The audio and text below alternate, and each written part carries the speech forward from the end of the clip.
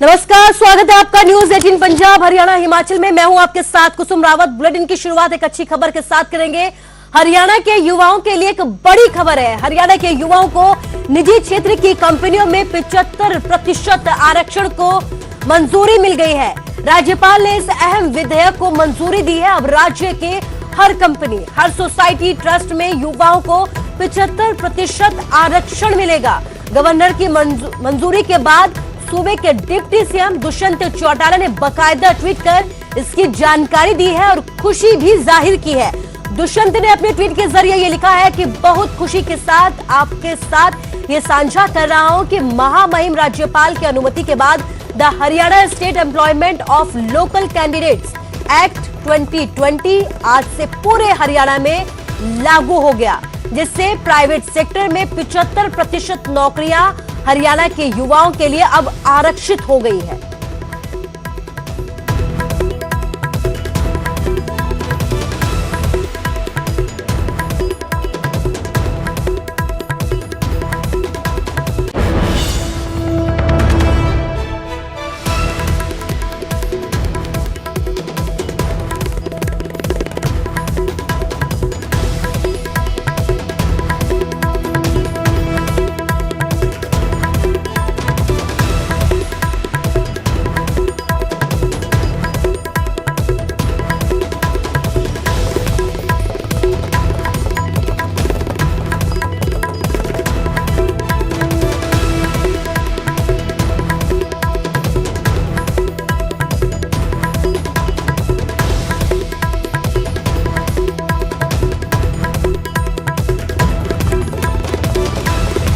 तो बड़ी खबर हरियाणा के लिए, हरियाणा के युवाओं के लिए। और एक तरफ से कहा जाए तो खुशखबरी है। हरियाणा के युवाओं को निजी क्षेत्र में कंपनियों में 75% आरक्षण में मंजूरी मिल गई है। राज्यपाल के जरिए आरक्षण में मंजूरी मिली है। राज्यपाल ने इस विधेयक को मंजूरी दी है।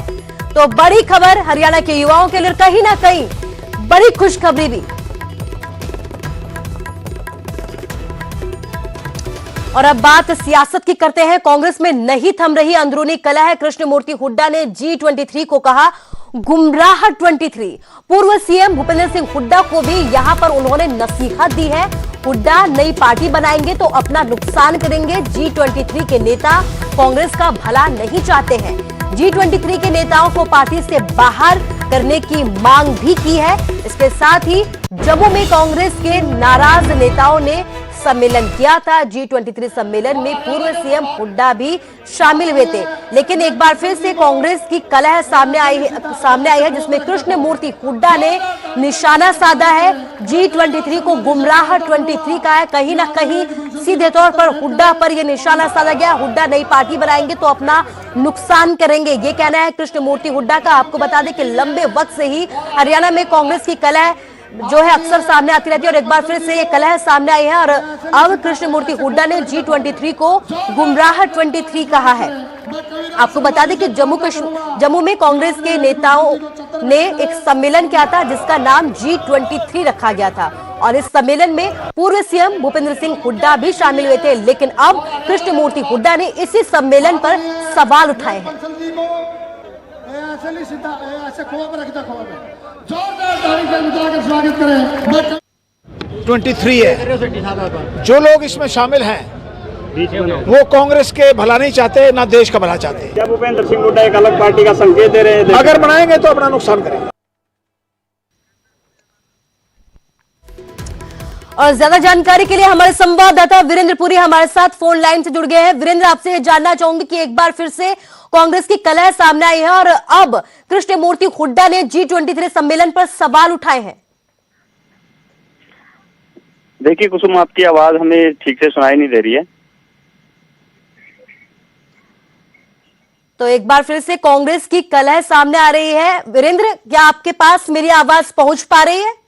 जी जी जी कुसुम। वीरेंद्र, आपसे ये जानना चाहूंगी कि एक बार फिर से कलह सामने आई है और इस बार कृष्णमूर्ति हुड्डा ने सवाल उठाए हैं। जी कुसुम, जैसा कि कल किसान सम्मेलन कांग्रेस की तरफ से किया गया था, जिसमें रणदीप सिंह सुरजेवाला और कृष्णमूर्ति हुड्डा, इसके अलावा जो विवेक बंसल जो हरियाणा प्रभारी है वो पहुंचे थे। और जो कुमारी शैलजा उनको भी पहुंचना था, लेकिन तबीयत खराब होने की वजह से वो नहीं पहुंच पाए। जब वहां हमने सवाल किए तो रणदीप सिंह सुरजेवाला G23 पर बोलने से बिल्कुल मना कर गए। उसके अलावा जो करीबी रहे हैं भूपेंद्र सिंह हुड्डा के, कृष्णमूर्ति हुड्डा, उन्होंने बोला है G23 को कि ये G23 नहीं, एक गुमराह 23 एक ग्रुप है जिसमें ये नेता गुमराह हो गए हैं और अलग चले गए हैं, और इसलिए अलग के खिलाफ यानी संगठनात्मक बदलाव के लिए आवाज उठा रही हैं। जी कुसुम। जी वीरेंद्र, इस तमाम जानकारी के लिए आपका शुक्रिया। तो सवाल उठा रहे हैं, बदलाव की मांग की जा रही है, और अब भूपेंद्र सिंह हुड्डा की करीबी ने ही सवाल उठाए हैं और ये कहा है कि G23 एक गुमराह सम्मेलन है, ये गुमराह 23 कहा जाए इसे तो कोई गलत नहीं होगा। और इसके साथ ही उन्होंने ये भी कहा है कि हुड्डा नई पार्टी बनाएंगे तो नुकसान करेंगे अपना भी और पार्टी का भी। तो देखा जाए तो एक बार फिर से कांग्रेस की जो अंदरूनी कलह है वो खुलकर सामने आई है।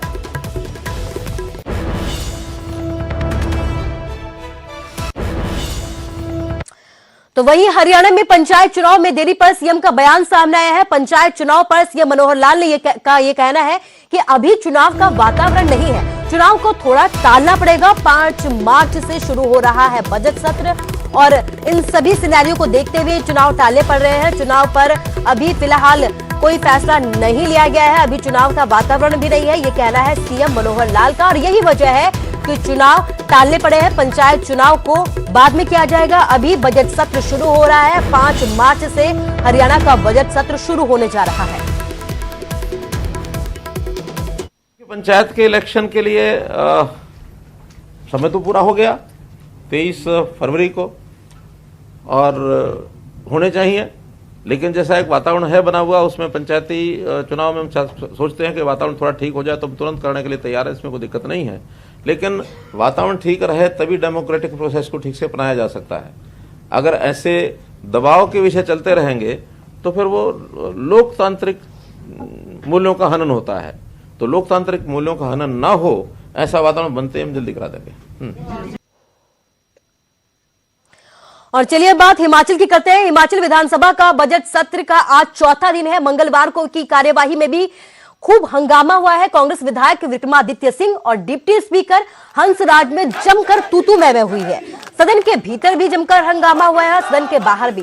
विपक्षी विधायकों ने बीच बचाव भी यहां पर किया है। बाद में कांग्रेस ने सदन से वॉकआउट भी कर दिया। डिप्टी स्पीकर हंसराज ने विक्रमादित्य पर धमकी देने के आरोप भी लगाए हैं, तो विक्रमादित्य ने अपने ऊपर लगे आरोपों को निराधार बताया है। तो आप देख सकते हैं कि लगातार तू मैं हो रही है, हंगामा हो रहा है, मुद्दों पर बहसबाजी और चर्चा के बजाय यहां पर आपस में लड़ाई झगड़े खूब गूंज रहे हैं।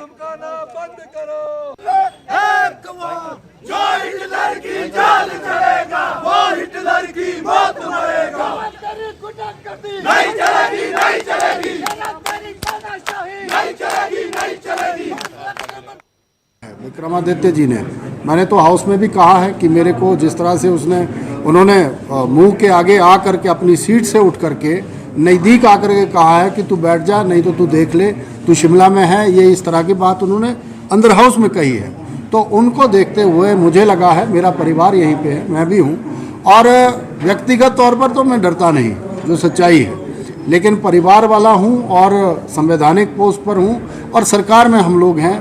इस तरह की थ्रेट वो हाउस में दे रहे हैं, तो अन्य व्यक्तियों के साथ कांग्रेस के ये लीडर क्या करते होंगे, ये सोचने का विषय है। इसीलिए मैंने माननीय स्पीकर साहब से गुजारिश करी है कि एक तो उन पे प्रिविलेज बनता है, जिस तरह से उन्होंने एक संवैधानिक पोस्ट पर जिस पोस्ट पर मैं बैठा हूँ, कॉन्स्टिट्यूशनल पोस्ट पर बैठा हूँ, उसका अपमान किया है, और साथ में आकर के उन्होंने मुझे भी टच करने की कोशिश की है।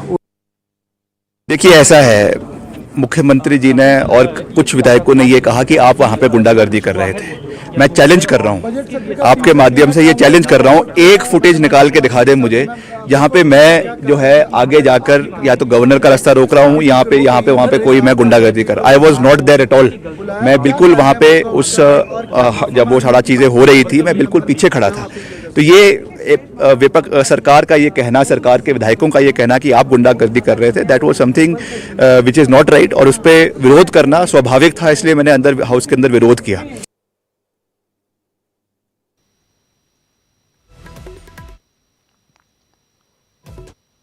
मुख्यमंत्री जी ने और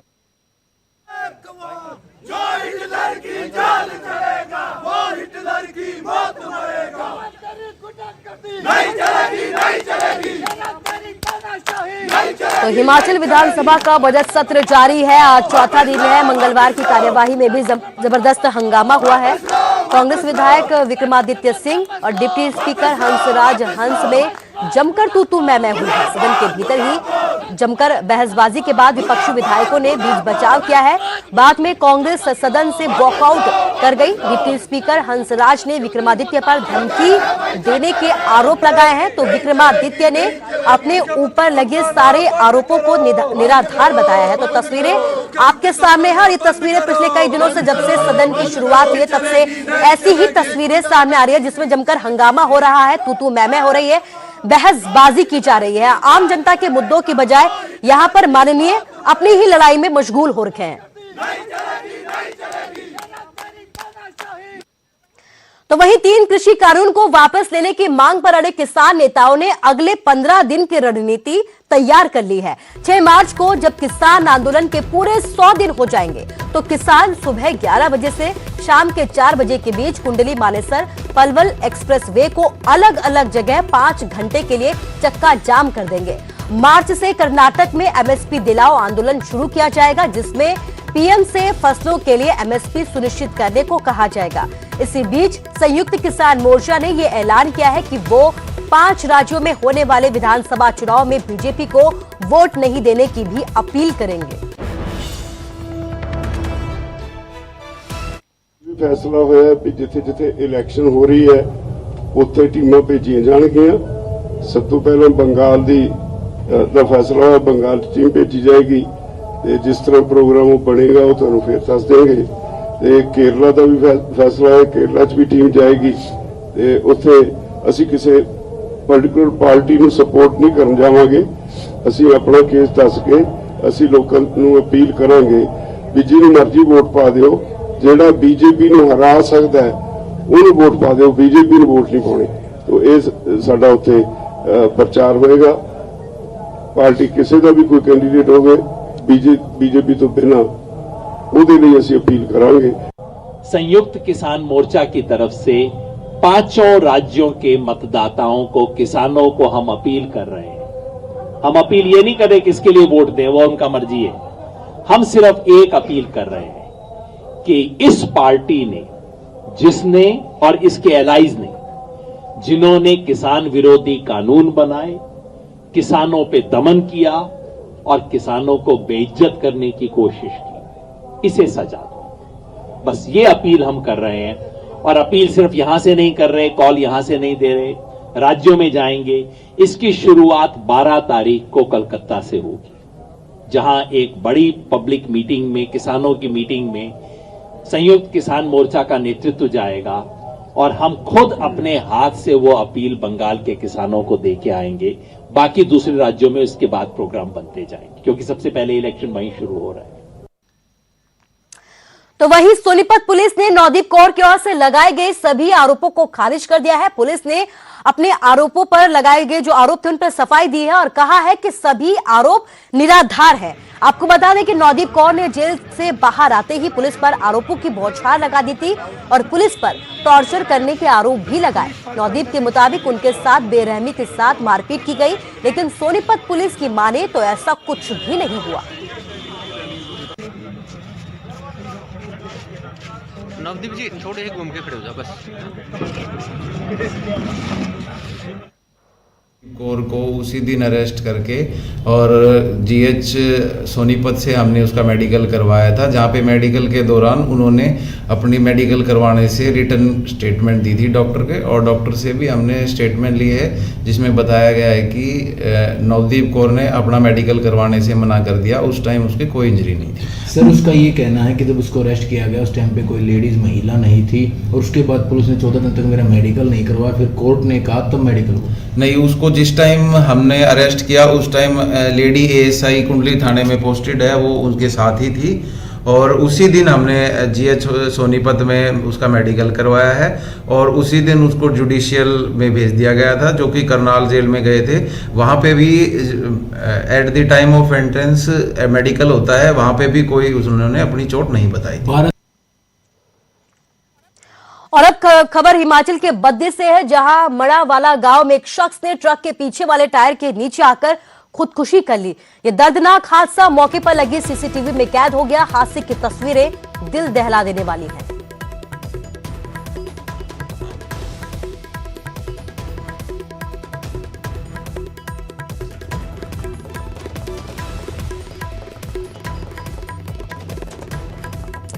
तो बद्दी की तस्वीरें आपको दिखा रहे हैं, जहां पर सीसीटीवी में ये हादसा कैद हो गया। आप देख सकते हैं कि किस तरीके से ये शख्स आता है और ट्रक के पीछे वाले टायर में खुदकुशी कर लेता है।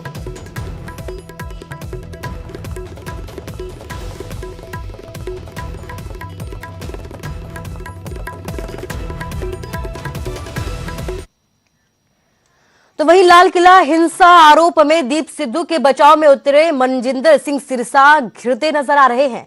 सिरसा के मुताबिक वो दीप सिद्धू के साथ हर मोर्चे पर खड़े हैं, लेकिन सवाल है कि दीप सिद्धू पर अकाली दल का स्टैंड क्या है।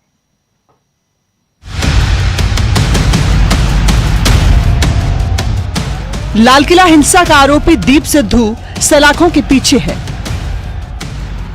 26 जनवरी को लाल किले पर जो हिंसा हुई, उससे न सिर्फ किसानों का शांतिपूर्ण आंदोलन बदनाम हुआ, बल्कि दीप सिद्धू, लखा सिधाना जैसे आंदोलनकारियों की मंशा पर भी सवाल उठे। हर किसी ने हिंसा की कड़ी निंदा की और गुनहगारों को कड़ी से कड़ी सजा देने की मांग उठी। इस बीच डीएसजीएमसी प्रधान मनजिंदर सिंह सिरसा ने दीप सिद्धू की पैरवी कर नया विवाद छेड़ दिया है। सिरसा के मुताबिक वो दीप सिद्धू के साथ खड़े हैं।